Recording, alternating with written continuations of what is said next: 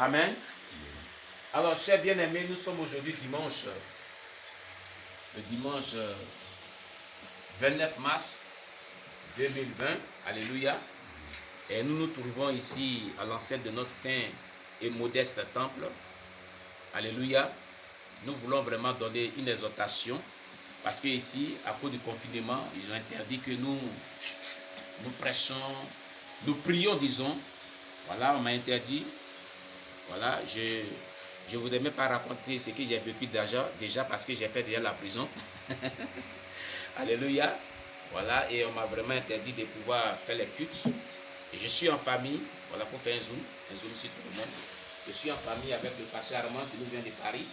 Voilà, et la sœur Aka Bénédicte. Voilà, maman pasteur, voilà mes enfants. Et nous sommes vraiment en famille.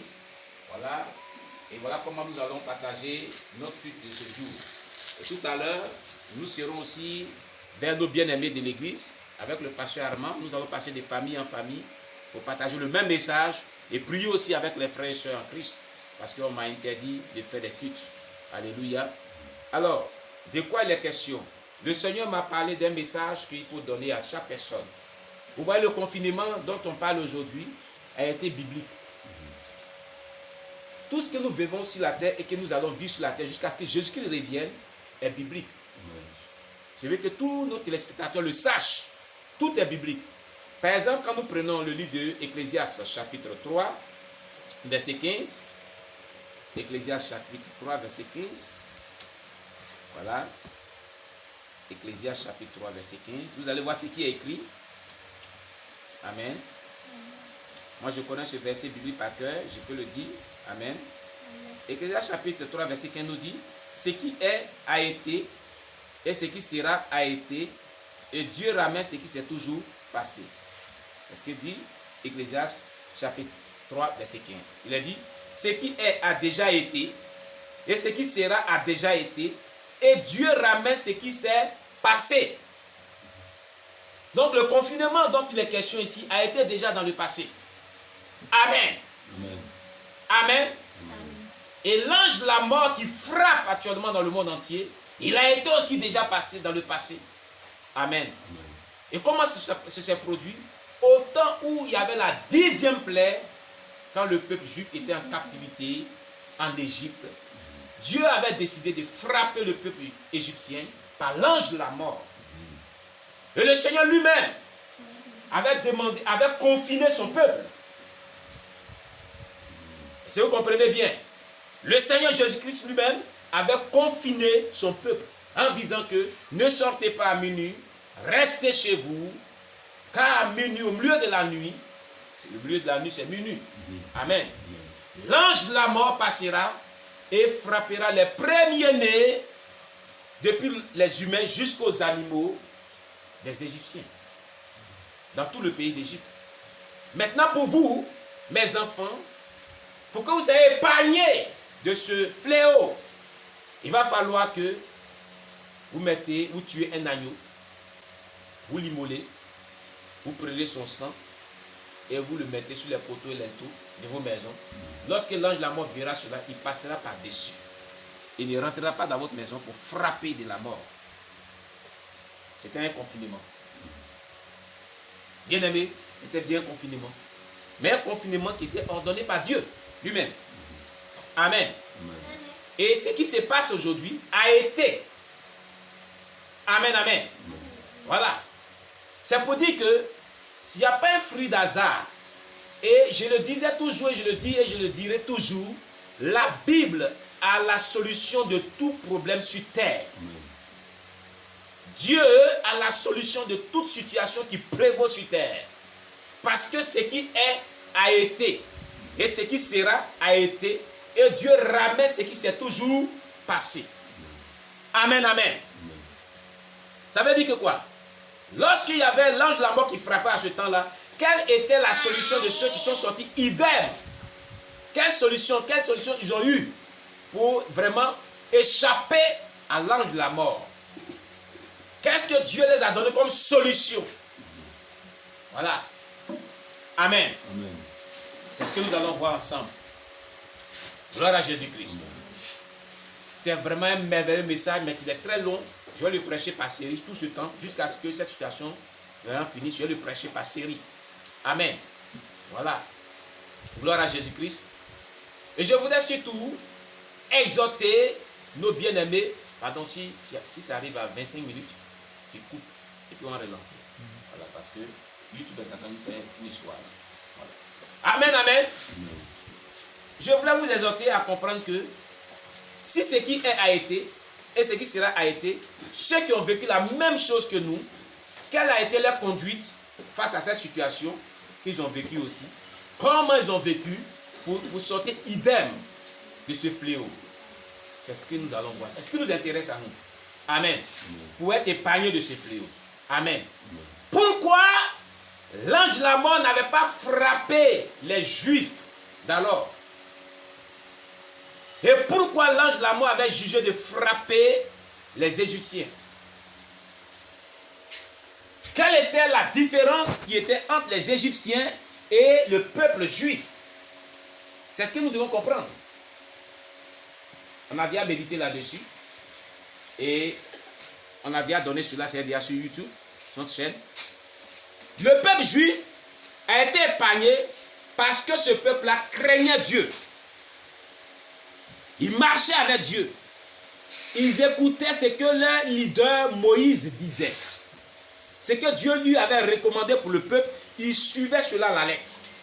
Quand Dieu a dit, restez chez vous, tuez un agneau, prenez son sang, immolez-le et mettez sur les poteaux linteaux, ils ont obéi à toutes les instructions que Dieu avait données à Moïse.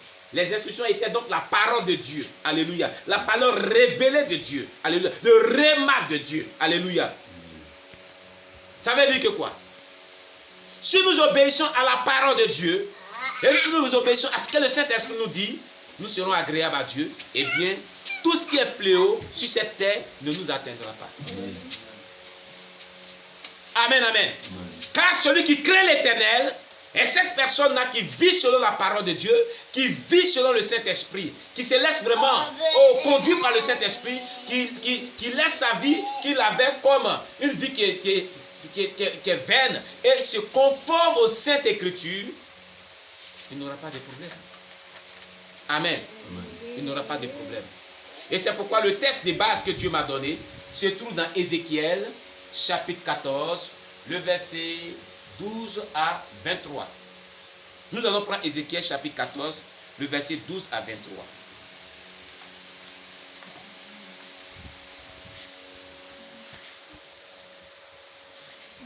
Amen. Ézéchiel chapitre 14, le verset 12 à 23. J'ai fait la lecture. Amen, amen. La parole de l'Éternel me fut adressée en ces mots. Fils de l'homme, si un pays péchait contre moi en se livrant à l'infidélité, et si j'étendis ma main sur lui, si je brisais pour lui le bâton du pain, si je lui envoyais la famine, si j'en exterminais les hommes et les bêtes, et qu'il y ait au milieu de lui ces trois hommes, Noé, Daniel et Job, ils sauveraient leur âme par leur justice, dit le Seigneur l'Éternel.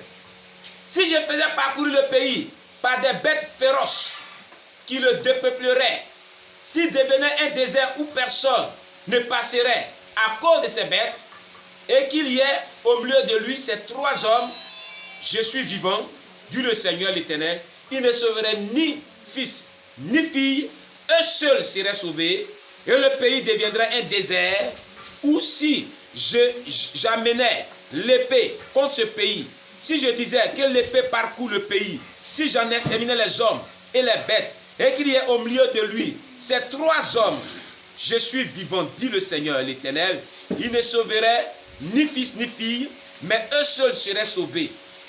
Ou si j'envoyais la peste, vous voyez, il est dit la peste, et actuellement c'est une peste qui frappe l'humanité, dans ce pays, si je répandais contre lui ma fureur par la mortalité, actuellement il y a la mortalité dans le monde entier, alléluia, pour en exterminer les hommes et les bêtes, et qu'il y ait au milieu de lui Noé, Daniel et Job, je suis vivant, dit le Seigneur, l'Éternel, il ne sauverait ni fils ni fille, mais il sauverait leurs âmes par leur justice. Oui, ainsi parle le Seigneur, l'Éternel, quoique j'envoie contre Jérusalem mes 4 châtiments terribles, l'épée, la famine, les bêtes féroces et la peste, pour en exterminer les hommes et les bêtes, il y en aura néanmoins un reste qui échappera, qui en sortira, des fils et des filles. Voici, ils arriveront auprès de vous, vous verrez leur conduite et leurs actions, et vous vous consolerez du malheur que j'ai fait venir sur Jérusalem, de tout ce que j'ai fait venir sur elle. Ils vous consoleront quand vous verrez leur conduite et leurs actions. Et vous reconnaîtrez que ce n'est pas sans raison que je fais tout ce que je lui ai fait, dit le Seigneur l'Éternel. Amen, amen. Amen. Je vais en ces petites minutes traiter un petit sujet avec vous qui est comment être épargné du coronavirus. Comment être épargné du coronavirus qui est une peste à l'échelle mondiale. Amen, amen. Amen. Selon ce texte, Dieu lui-même dit que s'il frapperait une nation par la famine, par l'épée, par la peste, amen, et qu'il se trouve 3 personnalités de la Bible, dont Daniel, Noé et Job, ces personnes sauveraient leur vie. Les enfants ne seront pas sauvés. Il a dit ni les fils ni les filles. Mais eux seuls seront sauvés. À cause de quoi? À cause de la vie de justice selon Dieu. Et dans le bas, dans le verset 23, il a dit à cause de leurs actions. Alléluia. Le verset 23 nous dit quoi? Il dit ils vous consoleront quand vous verrez leur conduite et leurs actions. Donc, la justice dont il est question ici, c'est la conduite et les actions que vraiment ces personnes ont posées dans leur passé, qui est vraiment droit devant Dieu, qui les a épargnés de tout ce qui est danger. Regardez bien, au temps de Noé, il y avait le déluge, mais Noé a été épargné. Amen. Au temps de Daniel, ils ont donné un décret du roi Nebuchadnezzar, qu'à cause de sa crainte de Dieu, sa justice de Dieu et ses actions et son admiration pour Dieu, il a violé la loi démoniaque que Nebuchadnezzar avait vraiment promulguée. Mais ils ont décidé de les frapper, mais Dieu l'a secouru. Amen. Quant à Job, le diable a décidé de le détruire. Il allait lancer un défi à Dieu. Et Dieu a relevé le défi à cause de sa justice et ses actions. Bien-aimés, les jours qui viennent, on va étudier de manière systématique. On va faire une étude biographique sur la vie de Daniel, après Daniel, sur la vie de Noé, après Noé, sur la vie de Job. Pour que vous compreniez ce que Dieu dit ici dans ce texte. Comment être épargné de ce virus qui est une peste et qui est en train de troubler l'humanité aujourd'hui. Quand on lit dans Exode, quand Dieu a décidé de frapper les premiers-nés, il dit il va juger les dieux d'Égypte. Amen. Amen. Aujourd'hui, les dieux de ce monde, ils sont où? Ils sont où? Le dieu de football est où? Est-ce qu'on joue le football aujourd'hui? Amen, amen, amen. On joue le football? Non. Est-ce qu'on sort aujourd'hui? Non. Ils ont supprimé les Jeux Olympiques. Ils ont reporté la date, espérant que le coronavirus finisse vite. Moi, je lance un appel à quiconque m'écoute ce matin, qui n'est pas encore converti. C'est un signe pour se donner au Seigneur. C'est un signe pour dire que Jésus-Christ est la porte. Amen, amen. Amen, amen. Amen. Que les âmes qui ne sont pas encore converties se convertissent. Et toi qui es déjà dans le Seigneur, améliore ta relation avec Dieu. Amen. Je le dis haut et fort. Le programme de mort pour enlever les gens sur la terre et de naissance de Dieu est toujours en cours. Quoi qu'il y ait le coronavirus. Avant que le coronavirus, les gens quittaient la terre mouraient. Ce programme-là, il sera en cours jusqu'à ce que Jésus revienne. Donc il y a des personnes qui vont mourir de manière naturelle à l'aide tant que Dieu avait fixé, mais pas du coronavirus. S'ils sont chrétiens, véritablement chrétiens, Dieu va les épargner. Amen. Amen. Mais quoi qu'une mort vienne dans ta vie, je voudrais que tu saches que sois dans une bonne relation avec Dieu pour que lorsque tu meurs, tu sois sauvé. Amen, amen. Qui était Daniel? Qui était Job? Qui était Noé? La Bible déclare que Noé marcha avec Dieu. Noé marcha avec Dieu. Nous allons prendre l'histoire de Noé, vous allez voir.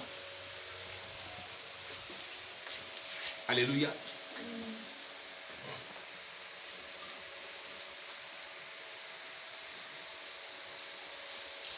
Voilà Jésus. Genèse chapitre 6, le verset 8.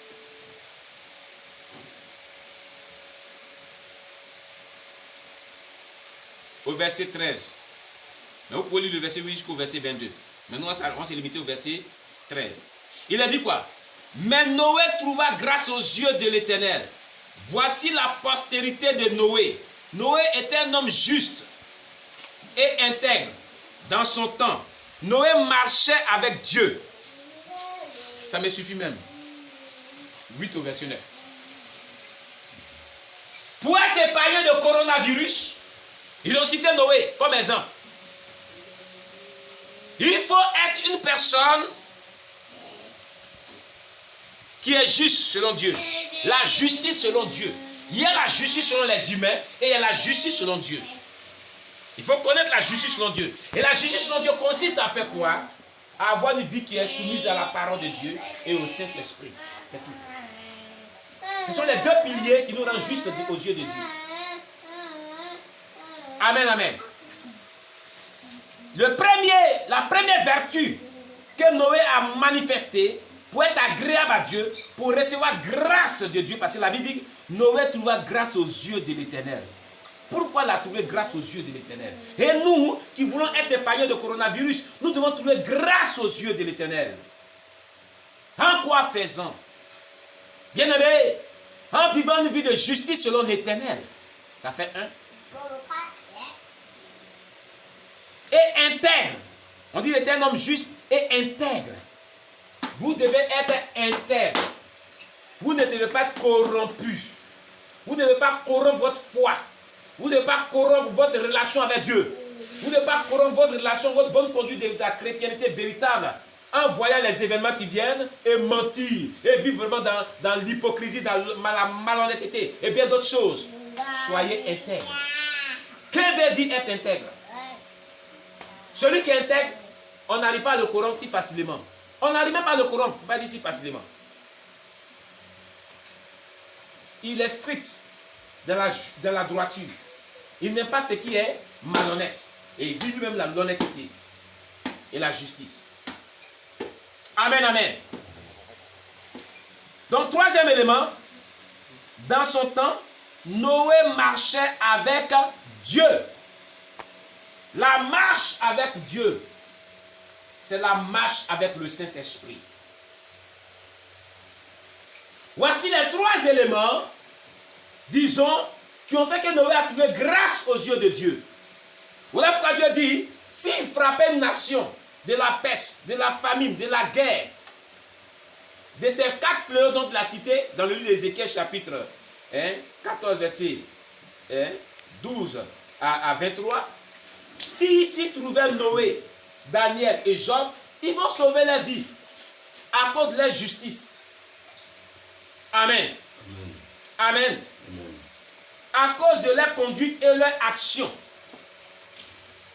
Et les trois éléments qui ont fait que Noé a été épargné du déluge, qui était aussi un fléau à l'échelle mondiale, comme ce fléau de coronavirus qui est à l'échelle mondiale. Noé, lui, sa femme, ses enfants et les femmes de ses enfants, et même à cause de lui, à cause de Noé, certains animaux ont bénéficié de cette grâce. C'est à cause de sa vie de justice, intégrité et marche avec Dieu. Marcher avec Dieu de nos jours veut dire vivre selon le Saint-Esprit. Se laisser conduire par le Saint-Esprit. Ne rien faire sans l'action du Saint-Esprit. Ne pas vivre indépendant du Saint-Esprit, mais vivre dépendant du Saint-Esprit. Amen, amen. Alors tous mes téléspectateurs qui m'écoutent sur la chaîne YouTube, sachez que Dieu a une solution au coronavirus. Amen, amen. Parce que ce qui est a été, et ce qui sera a été. Et Dieu ramènera toujours ce qui s'est passé selon Ecclésiaste 3, verset 15. Amen. Nous ne sommes pas les gens du monde pour trembler devant le coronavirus. La solution, c'est Jésus-Christ. Amen. Il est dit ici dans le verset 23 d'Ézéchiel 14, verset 23, il est dit, « Ils vous consoleront quand vous verrez leur conduite et leur action. » Quelle est la conduite que tu as? Quelles sont les actions que tu mènes sur la terre? Depuis que tu es dans le Seigneur, quelle est la relation que tu développes avec Dieu? C'est le moment le plus important de renforcer, de revoir ta relation, ta position avec le Seigneur pour améliorer ta relation avec Dieu. Pour qu'elle soit basée sur la justice, l'intégrité et la marche par le Saint-Esprit. Voilà ce qui avait sauvé Noé à son temps du déluge. Et je suis sûr que Noé, étant un patriarche, avait inculqué ses vertus aussi à son épouse, à ses enfants et aux femmes de ses enfants. C'est pourquoi eux aussi ont été épargnés. Amen. Alléluia. Je dis Alléluia. Bien-aimés, voilà ce qu'il nous faut. Je ne voudrais pas être long, mais je vais lancer un appel à quiconque m'écoute ce matin, à quiconque entend ma voix ce matin. Je vous avais promis hier, en faisant la déclaration, que Dieu avait déjà trouvé une solution au coronavirus. Et c'est vers cette solution que nous partons. Quiconque m'écoute ce matin, donne ta vie à Jésus si tu n'as pas ta vie à Jésus-Christ. Toi qui es déjà dans le Seigneur, marche selon ces trois éléments dont nous parle le livre de Genèse, chapitre 6, versets 8 à 9. Pour être épargné du grand déluge, pour être épargné de tout ce qui est mauvais. Amen, amen. Amen. Chers bien-aimés, je voudrais sur ce lancer l'appel à quiconque m'attend ce matin de croire que Jésus-Christ est vivant, de croire que Jésus-Christ peut sauver l'humanité, de croire que la solution pour être épargné de toutes ces choses, c'est la manifestation de la puissance divine du Tout-Puissant. En s'appuyant sur des personnes qui développent une telle vie avec lui. Merci pour votre attention que vous avez donnée pour ces quelques minutes. Que Dieu vous bénisse. Alors avant de vous quitter, je voudrais que si cet élément cette vidéo vous a plu, partagez-la avec tous ceux que vous connaissez, vos connaissances, vos correspondances, vos familles. Et abonnez-vous si vous n'êtes pas encore abonné sur notre chaîne. Et conseillez ceux à qui vous allez partager la vidéo, le lien, de pouvoir s'abonner aussi sur notre chaîne. Que Dieu vous bénisse. On se verra encore pour la prochaine fois pour la suite de cette série. Comment vaincre le coronavirus, comment être épargné de ce fléau qui est en train de s'abattre sur l'humanité. Que Dieu vous bénisse.